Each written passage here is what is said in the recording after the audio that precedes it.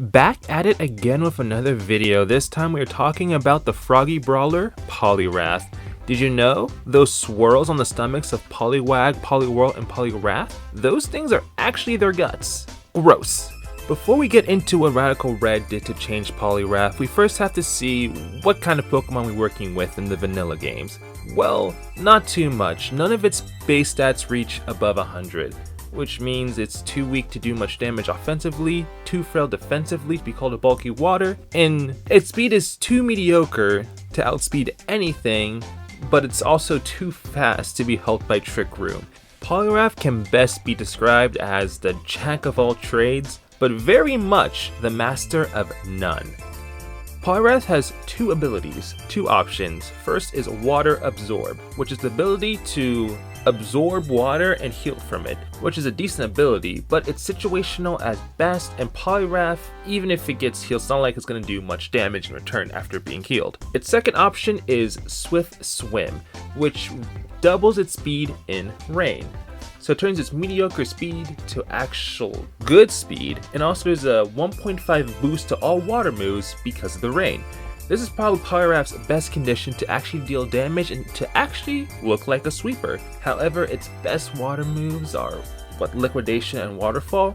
We can do better than that, and Radical Red does just that. So what does Radical Red do to Poliwrath? Well, it gives it one move, and that one move is Surging Strikes, which is Urshifu Rapid Strike's signature move. If you didn't know, Surging Strikes is a pretty cool move. It has 25 base power and it hits 3 times every single time. But every hit is a critical hit. First of all, critical hit ignores negative offensive stats. So someone used Growl on your Poliwrath, Surging Strikes wouldn't care about that Growl. Also ignores all positive defense raises on the opponent's side. So no matter how many hardens or art defenses your opponent puts up, Surging Strikes is going to ignore that. Also, it ignores all screens. So Light Screen Reflect, doesn't matter, it's going to hit right through it. Also, all critical hits are boosted by 1.5. And also, it's a stab move, so Poliwrath is also getting a 1.5 boost from that. So that 25 base hit is actually going to be 56.25 times that by 3. In total, Poliwrath is going to, at maximum, going to do a damage of 168.75 power.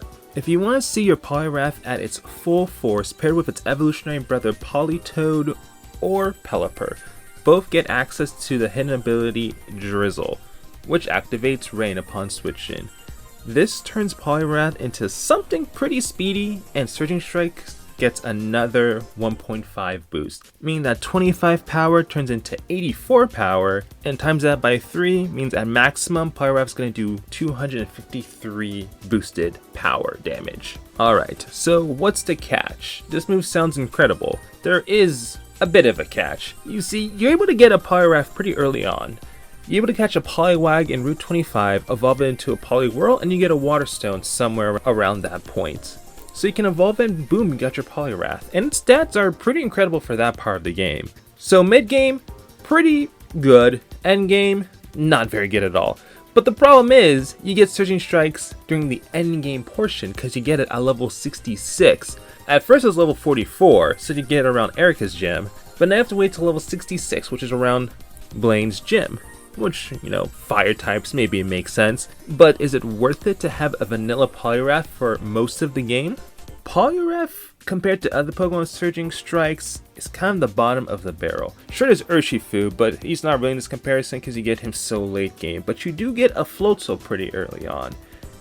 And Floatzel, which I won't go into too much detail about because it's going to get its own video, has access to Surging Strikes and other moves that completely outclass Poliwrath.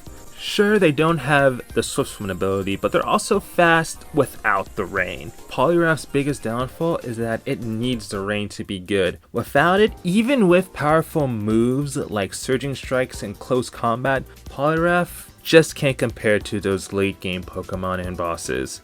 So in conclusion, what do we give our angry Battletoad Pokemon, Poliwrath? We're going to give it a 2 out of 5. Don't get me wrong, Surging Strikes is a great addition to Poliwrath's moveset. Surging Strikes, Swift Swim, and Rain are a great combination, but Poliwrath gets Surging Strike so late in the game at level 66. It also gets its other great move, Close Combat, at the end of Victory Road from a move tutor. When Poliwrath is at its absolute best, it's still only okay, because we can't ignore those stats that it came in with. And if Rain isn't holding its hand, then Poliwrath just can't be at its best. And for those reasons, it gets the rating that it gets.